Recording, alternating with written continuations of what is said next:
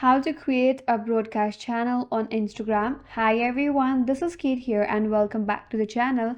And on today's video, we will learn how we can create a broadcast channel on Instagram.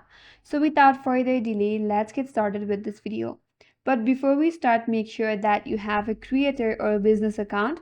If not, create one, and also make sure that your Instagram is up to date to its latest version. Now, to create a broadcast channel, navigate to your chat section.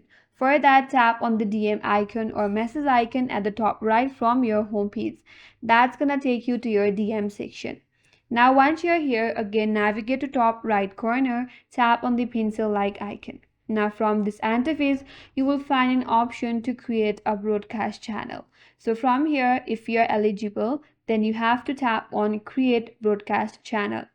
Now you'll be asked to set your channel name, so add your channel name. You could also select your audience for your broadcast channel and also manage your notification settings.